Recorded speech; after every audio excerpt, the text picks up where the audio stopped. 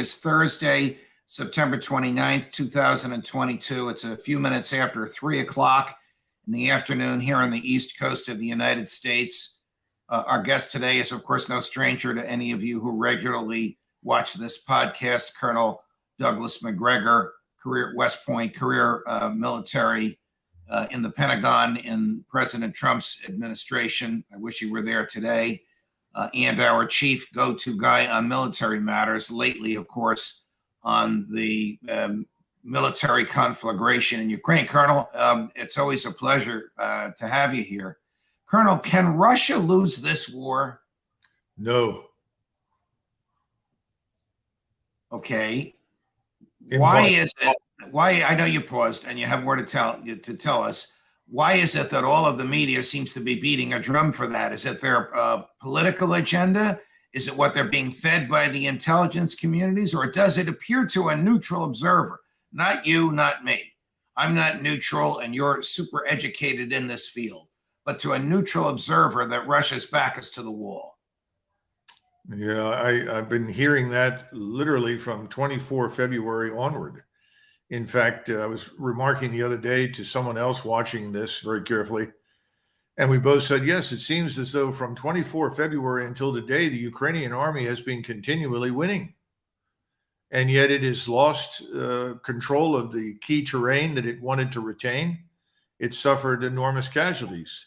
Of course, we have not reported accurately on Ukrainian losses. And they're quite desperate right now. And hopefully when we talk about other issues in the pipeline, we can get back to this notion of Ukrainian desperation, because I think it's quite real.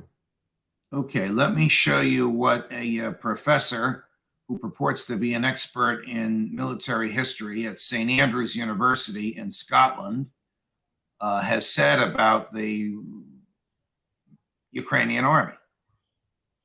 The Ukrainians are trying, albeit with far fewer advantages, to do to Russia what the US and the UK did to Germany. Ukrainian forces have learned to skillfully use advanced weaponry, in this case, NATO standard systems such as HIMARS and HARM missiles. Colonel, you and I have talked about them, to neutralize the brute strength of the Russian army. They, the Ukrainians, have accomplished this because Ukrainian society is more flexible, technologically conversant, and willing to learn than the Russian invaders are. They have shown more cleverness and wisdom, and over time, that advantage has allowed them to start taking the initiative. Where is he wrong? Well, it's sort of voluminous in terms of bizarre thinking. I think the first thing that people need to know is that Putin has never employed more than 20% of the Russian ground force in Ukraine.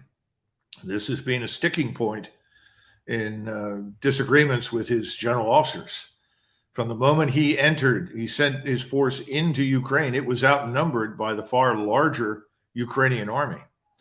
And the Ukrainians have done what their British and US advisors urged them to do, and they've essentially dug in and tried to fight for every inch of ground, which ultimately made it far easier than it otherwise would have been for the Russians to systematically destroy and annihilate Ukrainian forces. Today, the regular army that existed at the beginning of this war several months ago, 7 months ago, frankly, no longer exists.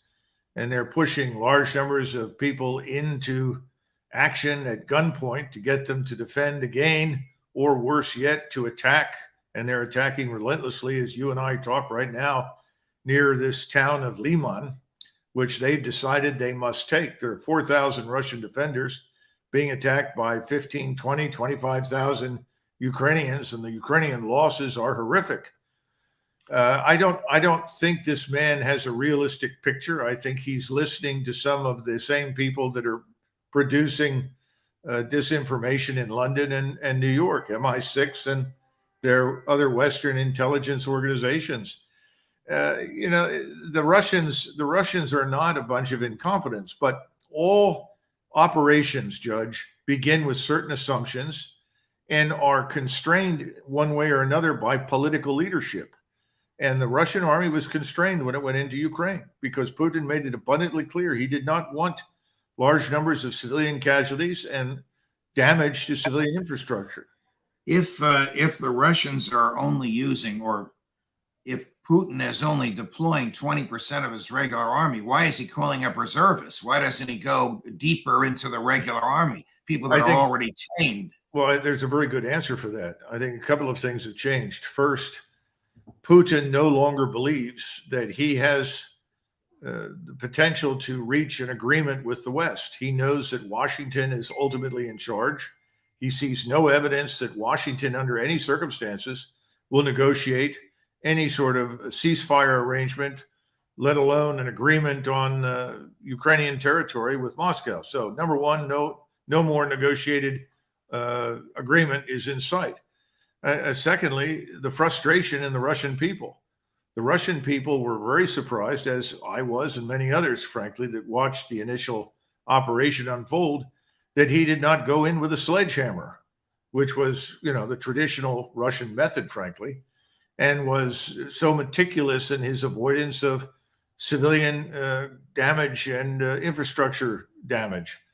So I think those two things have caught up, and he's finally said, well, that's over. So he's brought in reservists to relieve Russian forces elsewhere in Russia, and they are now pouring into Belarusia. The rail yards in Minsk are full. You have thousands of trains pulling into the Western railheads in southern Russia. Now, I don't know how many troops that amounts to. If we say there are 200 or 300,000 more troops now entering the theater, we have to assume that probably half of them or a little less are combat and the other half are support troops. But that still means that the Ukrainians would now have to deal with an additional 150 to 200,000 combat troops. That seems to be in the offing. Now, it'll take time to assemble all of that, but that's what the reservists have enabled. They're right. Replacing Russian troops in eastern Siberia and northern Russia. Let's put up one more quote from your least favorite professor at St. Andrews University in Scotland. The supposedly second strongest army in the world, with its martial spirit, brilliant doctrines, and advanced equipment, was thwarted and is now being pushed back by a Ukrainian military whose prospects most outsiders had dismissed before the war. Yeah, well, I think that this professor should be suited up, flown into theater, and given an opportunity to join the Ukrainians in the front lines and find out what it's like to live under massive Russian artillery strikes and then deal with massive Russian tank and infantry assault. I think the man's delusional. As I said at the beginning, Putin made certain decisions about what he wanted and what he didn't want. The general staff objected. They were told to shut up and color. They did what they were told to do. They've done the best they can. They've now decided that things have changed. We're going to see a much larger Russian military contingent. And I think between now and Christmas, the proverbial gloves will come off. Do the referenda that took place in the portions of Ukraine that Putin says always were Russia, and that Zelensky says Putin has stolen, and American neocons say is a land grab, do they have credibility? Do they have respectability? Do the people there, who I think you have said are largely Russian speaking, truly want to be a part of Russia? Well, I consulted my sources, in fact, last night at some length, and they reported to me that the turnouts have been huge and that it is overwhelmingly supportive of joining Russia. And the one thing that is annoying the hell out of the Russian population in eastern Ukraine is that the Ukrainians have tried to shell Russians going to vote on their way to the voting booth. Ukrainians have shelled Ukraine? Well, these are not Ukrainians, these are Russians. Remember, these people have always been treated as third-class citizens inside Ukraine. Because they're Russian, they're ethnic Russians and they're Russian speaking. Yes, and they were told either you become Ukrainian or you can get out. And these people had nowhere to go. And initially when, again, this is part of the problem with the Putin's approach at the outset. When they went in, the Russians were not there to seize territory. And they told everybody, we're here to destroy the Ukrainian threat to Russia and then come to some sort of arrangement for Ukrainian neutrality. And the Russians that lived there said, look, that just means that when you leave, the Ukrainian secret police shows up and murders us. So we're not going to help you. Well, finally, the light bulb went on in Moscow. They said, we can't leave these people because once we pull out, these people will be killed. So they're So staying. when local office holders in these areas of Ukraine help organize the referenda, and the media refers to them as Moscow's proxies, your argument is that they're not proxies for Putin. They're doing what they believe the majority of the people want to do, who have considered themselves Russian all along. Agreed? Yeah, yeah, absolutely. And there is a historical argument in support of Putin for the amount of years that this territory has, in fact, been recognized internationally as part of Russia. Agreed. Oh, sure, absolutely. Look, we go into everything as Americans with absolutely no use or regard whatsoever for whatever has happened before we arrived. Right. We take the position that, well, we're here now and we're bringing you the benefits of liberal democracy, whether you like it or not. And we know how the history has turned out very badly for us virtually everywhere we've gone to. You know, my favorite example is Cuba. Cuba is the state that we invaded more times than any other during the 20th century. Not only did we invade and occupy Cuba, we wrote its constitution. We supervised elections. How did that turn out? Not very well. It's probably the poorest place in the Western Hemisphere. I'm always reminded of that when I see those 1956 Chevrolets in front of a 4 or 5 star hotel, because they can't, we won't let them buy modern automobiles. Switching gears from the hot part of the world to the cold part of the world, the sabotage on the Nord Stream pipeline. Who would have an interest in doing that? Who would stand to gain from that sabotage? Well, don't you in the legal community have the expression "qui bono"? Who benefits? For whose gain? For whose good? Correct. Sure. Now, this is a pipeline to one, not Germans wouldn't accept it. Now they'll be begging for it. And it's there and ready to use if Putin turns on the spigot, and the Germans will pay the bill. But this is a pipeline that goes all the way from Russia through the Gulf of Finland and the Baltic Sea to northern Germany. And now it doesn't work because of, as the latest report, is 4 explosions. A, could those explosions possibly have been done by a non-state actor? I would think you'd need a submarine to get down there. And B, what state actor, if you agree it probably was a state actor, would gain from this? Well, undoubtedly, it's a state actor. Let's use the process of elimination. Would the Russians destroy their own pipeline? 40% of Russian gross national product or gross domestic product consists of foreign currency that comes into the country to purchase natural gas, oil, coal, so forth. So the Russians did not do this. The notion that they did, I think, is absurd. And in fact, we're the ones that keep insisting that the Russians have destroyed their own pipeline. The Germans have already made it very clear that's absurd. That did not happen. Now, would the Germans do this? Extremely unlikely, in my judgment. The Germans wanted that pipeline. They were prepared for it. They backed away from it because we insisted on it. Then who else might be involved? Well, the Poles apparently seem to be very enthusiastic about it. As you know, the Polish foreign minister said, "Thank you, United States of America, for doing this." As though he just assumed it was the CIA. Well, look, I don't think you. First of all, we don't know. We just don't know. I can sit here. Keep going, Colonel. Keep going along your process of elimination. Who's after the Poles? I guess it's Washington. Well, then you have to look at who are the state actors that have the capability to do this. And that means the Royal Navy, the United States Navy, Special Operations. I think that's pretty clear. And we know that thousands of pounds of TNT were used because these pipelines are enormously robust. You have several inches of concrete around various metal alloys to move the natural gas. So it's not something that you can simply drop a grenade down at the end of a fish line and disrupt. So that means it takes a certain amount of sophistication. But here's the problem. I don't know that, I cannot prove that we or the British or the Poles or anybody else did it. I can't. But we know what the foreign minister Sikorski had to say, the former Polish foreign minister. So who benefits from this? Well, the Germans do not, the Europeans do not. It's not just Germany that was getting that natural gas. The Czechs, the Austrians, the Belgians, the Dutch, even over by the French border down to Switzerland. This has a vast market in Central East Europe. So obviously none of those people would have done it. But we do know that on the day that the pipeline was disrupted, a new pipeline that had been built from Norway down to Poland suddenly began operations and providing natural gas to Poland. Of course, the natural gas from Norway is much more expensive than the natural gas from Russia, which is the cheapest available.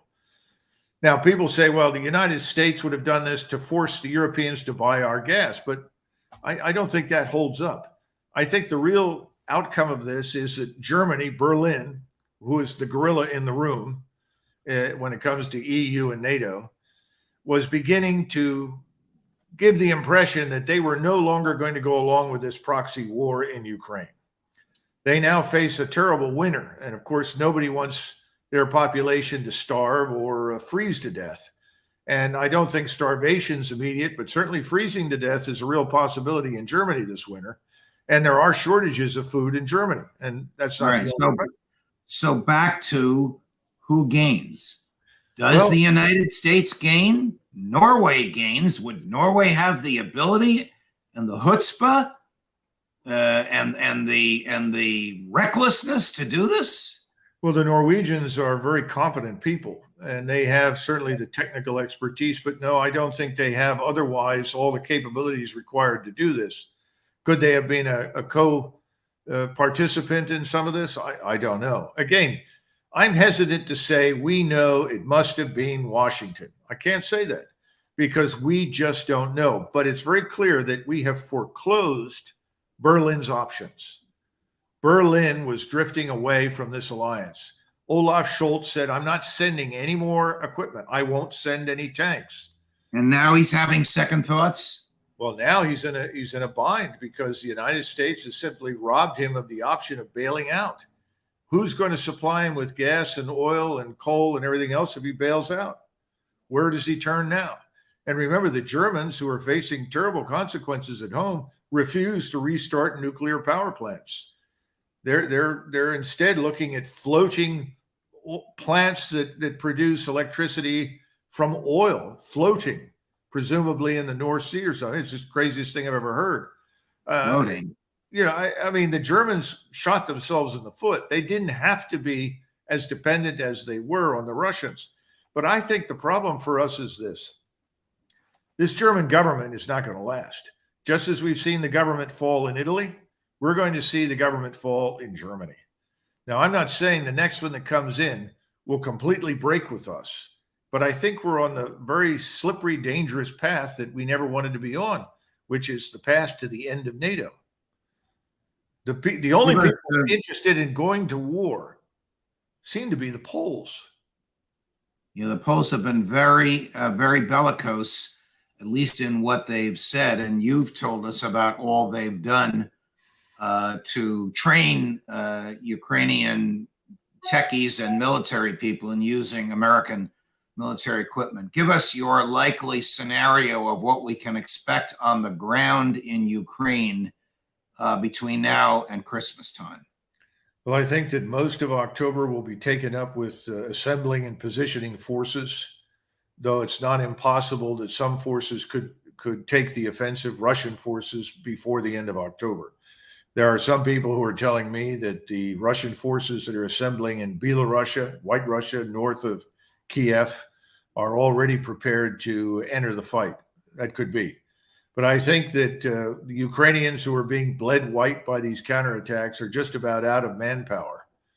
And when that manpower runs out, I would expect two things to happen. I think first, the Russians will then take the opportunity to attack. And I think they'll try to do it without ending up stuck in the mud. That means probably after the ground freezes. The ground is likely to freeze towards the end of October, beginning of November. So I would see this coming to some sort of closure militarily at that time. Now, I don't know what that means for the Ukrainians. We know, for instance, that the Ukrainian chief of staff and the Russian chief of staff had a phone call within the last few days to discuss how to end the war.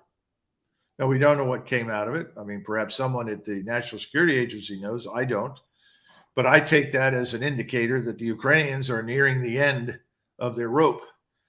Now, Zelensky, meanwhile, has been dropping tidbits of information to media to be reproduced in the Ukrainian media. One item was that he's having a group of scientists and engineers assembled in Kiev to put together potentially a dirty bomb, nuclear bomb, consisting of spent uranium fuel from one of their uranium power plants. Well, even if that's true, they can't do it overnight. Well, one would think not, but I mean, these are the kinds of things that are coming out. I mean, anybody that objectively looks at this stuff has got to conclude that the Ukrainians are quite desperate. I mean, I don't know how many times I have sat in front of film footage sent to me showing convoys of hundreds of ambulances carrying wounded from southern Ukraine back to Kiev and further west, because all the hospitals, all the facilities to handle wounded near the front are completely full. They're overflowing. The Russians have actually allowed ceasefires along their fronts to let the Ukrainians come forward and pick up their dead and wounded and evacuate them. Of course, no one in the West will report that, but that's happened. I was frankly shocked, but that's what's been going on. This thing is not some sort of grand march to victory by Ukraine. Quite the opposite. The real question is, how much longer will Zelensky survive this? I don't know. We'll end with that. Colonel Macgregor, always a pleasure. The comments that we get, our viewers love you. They could listen to you all afternoon. All the best to you. Thank you for joining us, sir. Thank you, Judge. Judge Napolitano for Judging Freedom.